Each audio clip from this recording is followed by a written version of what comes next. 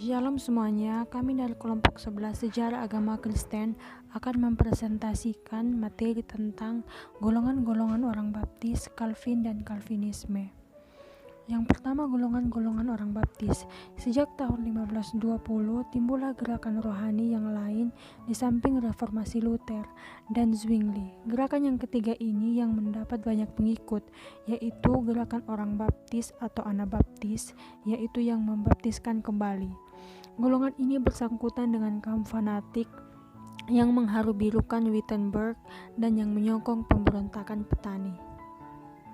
Yang pertama ada pengudusan hidup yang berdasarkan Taurat.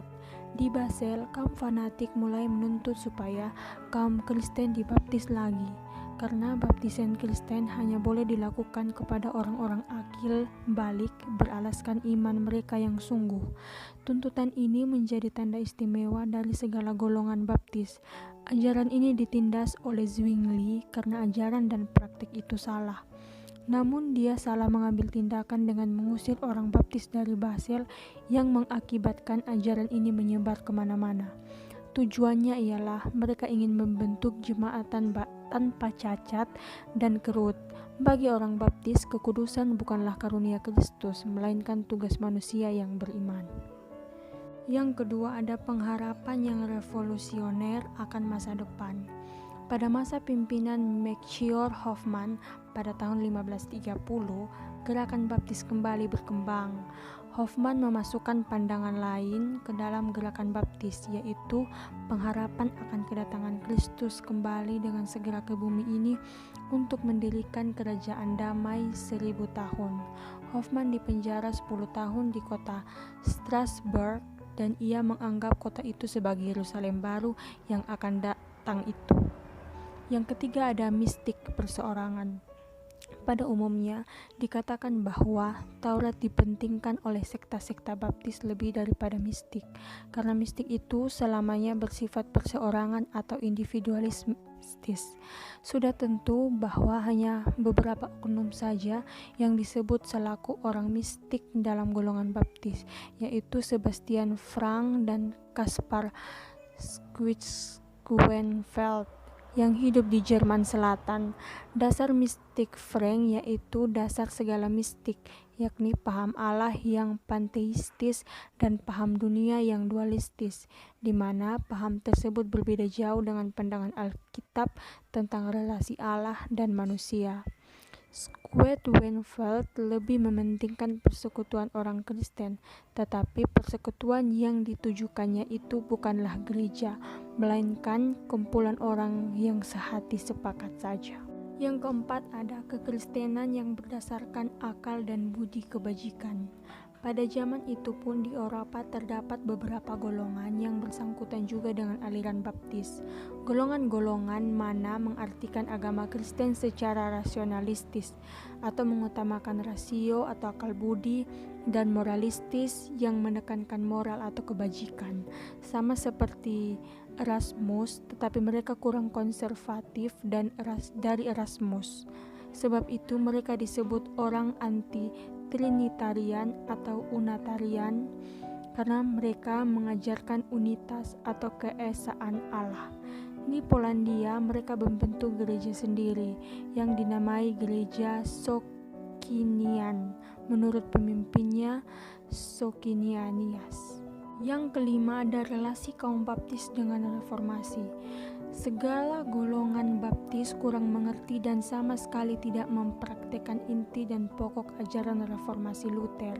Tetapi bukan Tuhan dan rahmat yang dipentingkan golongan-golongan baptis, melainkan manusia dengan Tauratnya yang menjadi pusat agama. Sebab itu mereka berhubungan jauh lebih rapat dengan aliran-aliran abad pertengahan seperti orang Waldense, Hussite, mistik Jerman, dan humanisme. Dengan demikian mereka menjadi penghubung antara abad-abad pertengahan dengan teologi liberal di zaman baru itu. Bab 37 Calvin. Hidup Calvin sampai 1536. Gereja di Indonesia berasal dari cabang reformasi yang mulai berkembang di Jenewa.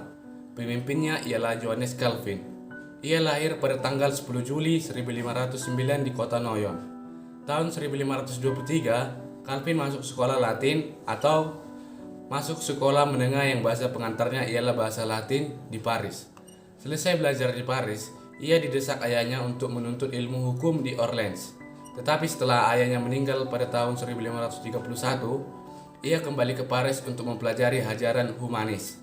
Ia berhasil menulis kitabnya yang pertama pada tahun 1532. Kitab itu adalah suatu tafsiran atas sebuah kitab Seneca yang merupakan suatu uraian moralitas tentang hati yang lembut. Di Basel pada tahun 1535, Calvin menyelesaikan kitabnya yang berjudul Pengajaran Agama Kristen yang biasanya disebut Institutio. Menurut judul Latinnya, Christiane Religious Instituto. Pada tahun 1536, kitab itu diterbitkan. 2. Keadaan di Jenewa sebelum 1536. Ketika bahaya meningkat, Jenewa mencari bantuan kepada perserikatan kanton-kanton yang berbahasa Jerman di bagian utara tanah Swiss. Bantuan politik diberikan oleh kanton-kanton Injili kepada Jenewa. Untuk melangsungkan reformasi di Jenewa, Bern telah mengutus pendeta William Farel ke sana. Orang-orang di Jenewa membuang dengan senang hati segala kewajiban, peraturan dan upacara KR yang sudah lama dirasakan sebagai belenggu yang merintangi kebebasan hidupnya, supaya sekarang mereka itu boleh menuntut hawa nafsunya saja. 3. Masa kerja yang pertama bagi Calvin di Jenewa pada tahun 1536 sampai 1538. Awalnya Calvin hanya memimpin penjelasan Alkitab kepada jemaat-jemaat, namun segera Calvin menjadi pendeta resmi dan tenaga pendorong dalam segala pekerjaan gereja. Pada penahbisan pada tahun 1536, Calvin dan Farel menganjurkan rencana tata gereja kepada Dewan Kota. Sifat yang khas dari pekerjaan Calvin yaitu ia selalu berusaha mengatur pekerjaannya dengan tertib dan rapi, di mana tata gereja yang meliputi 1. Perjamuan kudus sebulan sekali. 2. Di dalam kebaktian, jemaat harus belajar menyanyikan mazmur-mazmur. 3. Pengajaran agama atau katekisasi. Namun rencana tersebut tidak dapat dilaksanakan karena perlawanan Dewan Kota yang akhirnya Farel dan Calvin diusir dari Jenewa. Calvin kembali ke Jenewa. Saat Farel dan Calvin diusir dari Jenewa, mereka meninggalkan pengikutnya di sana. Calvin menasihatkan pengikutnya agar jangan menceraikan diri dari jemaat yang sekarang dipimpin oleh pendeta-pendeta dari Bern. Tahun 1539, rakyat mulai memihak pada partai para pengikut Calvin. Sehingga pada tahun berikutnya, kawan-kawan Calvin dipilih untuk membentuk pemerintahan baru. Calvinis berharap Calvin kembali ke Jenewa untuk melanjutkan pekerjaan di sana. Sesudah pertimbangan selama beberapa bulan, Calvin akhirnya tidak bisa menolak pemerintahan Jenewa. Calvin pun kembali menempuh jalan yang ditunjukkan Tuhan kepadanya, dan sudah siap sedia menghadapi tugas yang mulia untuk membina jemaat dan masyarakat Jenewa. Poin kelima, tahun-tahun organisasi pada tahun 1541 sampai 1545. Calvin mulai kembali pekerjaannya yang dulu. Ia selalu membagikan segala miliknya pada orang yang berkekurangan. Bagi dirinya ia tidak memerlukan banyak karena ia hidup semata-mata untuk tugasnya. Calvin mulai merencanakan sesuatu tata gereja yang baru pada tahun 1541. Dikeluarkannya lah peraturan gereja. Dalam tata gereja itu ditentukan 4 jabatan. Yang pertama, jabatan pendeta atau predikan untuk khotbah dan disiplin. Yang kedua, jabatan untuk pengajar atau doktor untuk katekisasi dan pengajaran teologi. Untuk jabatan ketiga, jabatan penatua untuk disiplin. Untuk jabatan yang keempat yaitu simas atau diaken untuk pelayanan terhadap orang-orang miskin. Ya, poin keenam yaitu tahun-tahun perjuangan pada tahun 1545 sampai 1555. Keadaan Jenewa makin hari makin genting. Akibatnya rakyat mulai benci terhadap peraturan. Pada tahun 1548 kaum oposisi beroleh kursi yang terbanyak dalam dewan kecil. Sulit bagi Calvin untuk mempertahankan dan menjalankan cita-citanya yang teoritis. Hieronymus Bolsek, seorang tabib yang tinggal dekat Jenewa, menyerang ajaran Calvin tentang predestinasi, di mana sangat diutamakan dalam teologi Calvin Pada tahun 1553, partai oposisi berhasil merebut kekuasaan. Pada tahun 1555, golongan Calvin mulai menang dalam pemilihan kota. Semua orang Calvinis dari luar negeri yang berlintung di Jenewa diberi hak kewarganegaraan. Poin ketujuh yaitu tahun-tahun pembinaan pada tahun 1555 sampai 1564. Pada tahun 1559, guru Prancis Calvinis diusir oleh Ben dari Lausanne yang terletak pada pesisir utara Danau Jenewa. Pengaruh Calvinis sudah mulai berkembang sampai jauh di luar Jenewa. Hal itu disebabkan oleh kitab-kitab seperti Instio dan tafsiran-tafsiran tentang segenap isi Alkitab. Pada tahun 1949, Calvin mencapai persetujuan tentang perjamuan kudus dengan Bullinger, pengganti Zwingli. Sejak itu kelamaan reformasi Zwingli di Swiss diganti dengan reformasi Calvinis. Akibatnya gereja Lutheran menjauhkan diri dari Swiss.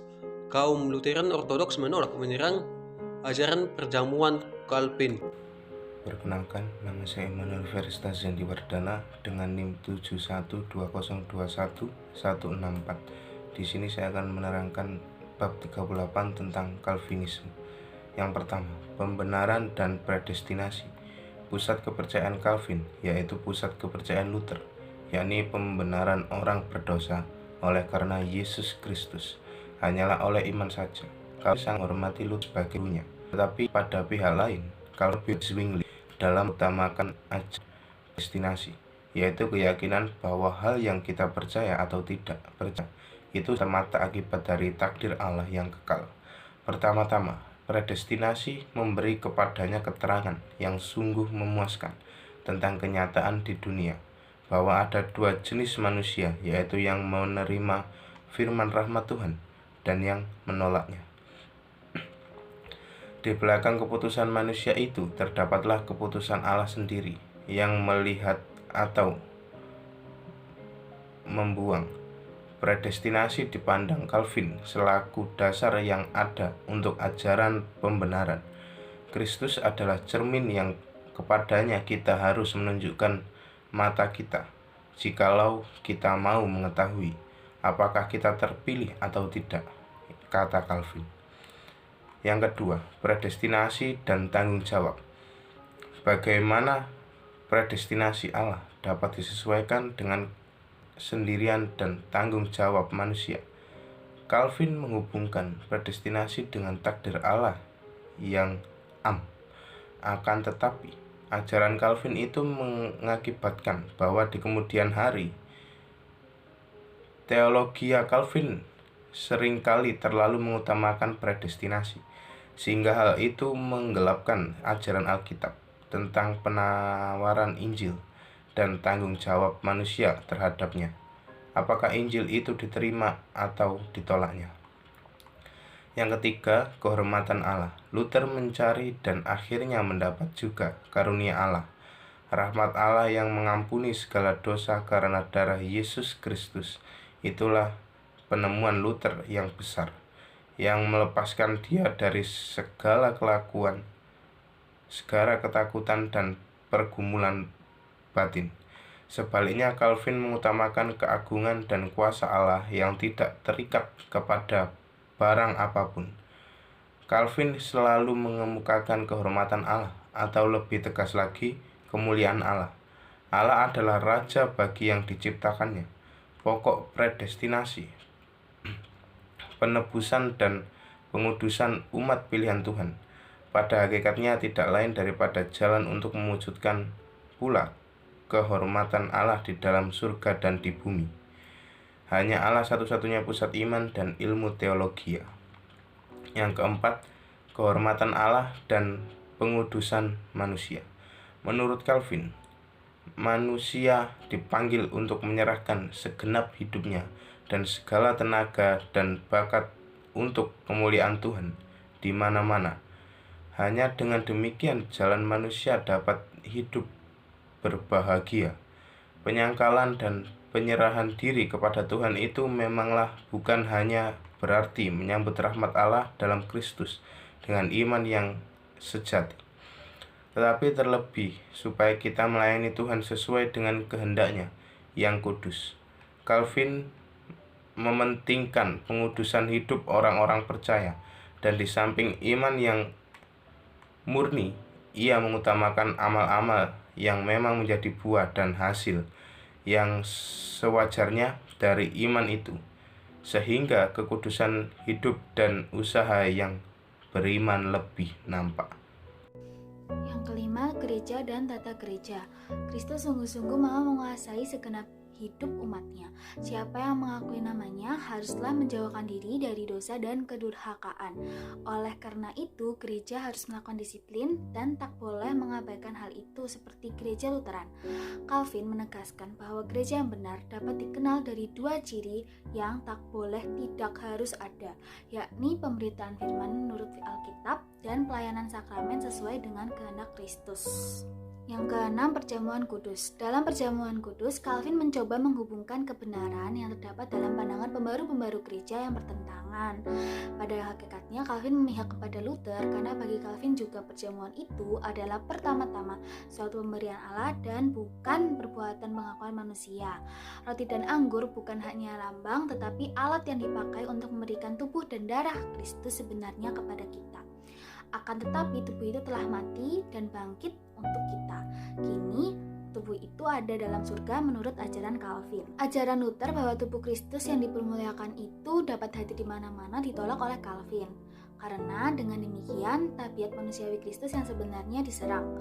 Oleh karena itu, roti dan anggur tidak boleh dianggap sama dengan tubuh dan darah yang di dalam surga, melainkan harus dipandang sebagai tanda dan mantra anugerah dan kasih Tuhan di dalam diri Yesus Kristus.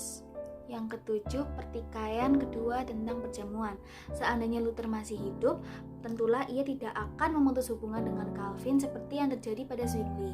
Karena bagi Luther sudah cukup jikalau Kristus diakui sebagai isi dan pokok perjamuan. Tetapi kerap kali sikap murid-murid lebih picik dibanding gurunya. Seperti pada 1552 ketika ajaran perjamuan Calvin diserang dengan hebat oleh Joachim Westphal yang menyamakan ajaran Calvin dengan Zwingli.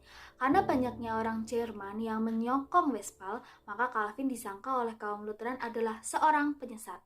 Orang pelarian Calvinis atau Reformiert di Jerman juga dicurigai sehingga Lutheran tidak mau lagi bersahabat dengan Calvinis. 8. Gereja dan pemerintah. Jika Zwingli dan Luther merasa bahwa gereja mengakui pemerintah selaku walinya, Calvin menuntut kebebasan gereja sepenuh-penuhnya dari negara berdasarkan hubungan mutlak antara gereja dan Tuhannya. Bukankah menurut Calvin Taurat Tuhan mau menguasai segenap hidup masyarakat? Hal itu berarti bahwa gereja harus memerintah negara. Pemerintah negeri wajib juga melindungi dan memajukan gereja yang benar, sambil mencegah dan memerangi agama palsu. Pemerintah juga harus melakukan tugas dan kewajibannya di lapangannya sendiri dengan adil dan menjamin kehidupan yang aman dan makmur bagi semua warga negara tersebut. Adapun tanggapan kritis dari kelompok 11 yaitu sebagai berikut.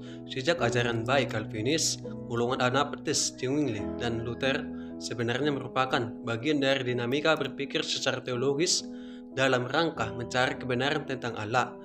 Pola pikir mereka pada masa lalu itu dalam proses berteologi mempengaruhi pola pikir terhadap gereja-gereja masa sekarang. Beberapa karya teologis yang dihasilkan dan dari pemikiran apa yang tokoh gereja di masa lalu juga digunakan landasan berpikir dan beribadah gereja hingga masa kini. Dengan demikian apa yang mereka lakukan merupakan bagian karya Roh Kudus yang mengerjakan proses benar yang seperti yang dikehendaki oleh Allah. Dan adapun kesimpulan dari kelompok kami, yaitu gereja yang ada sekarang ini dibangun berdasarkan pandangan teologi yang berbeda di masa lalu. Contoh Calvin yang menekankan predestinasi, di mana menurutnya keselamatan adalah anugerah dari Allah yang harus dipertanggungjawabkan dengan hidup dan kudus sebagai disiplin rohani yang terus-menerus harus dilakukan oleh umat percaya. Sedangkan golongan Anabaptis menekankan kedewasaan rohani seseorang melalui disiplin rohani untuk mencapai keselamatan Allah Dan sebenarnya baik dari Calvin dan golongan Anabaptis sama-sama fokus pada disiplin rohani. Hanya saja pemikiran dan pemahaman mereka tentang teologi berbeda-beda. Dari sini kita dapat menyimpulkan kalau manusia itu terbatas dan tidak sempurna meskipun Allah telah menganugerakan akal budi dan menciptakan manusia serupa dan segambar dengan Allah. Tapi kita manusia tidak bisa menyamai Allah atau mempelajari secara akurat karena Allah itu tak terselami. Meski begitu, Allah mengaruniakan roh penolong yaitu Roh Kudus untuk memberi hikmat dan pengertian tentang Allah yang tak terbatas sehingga kita dapat melayani rencana Allah untuk dunia ini. Sekian video presentasi dari kelompok kami. Jika ada kesalahan kami mohon maaf. Terima kasih.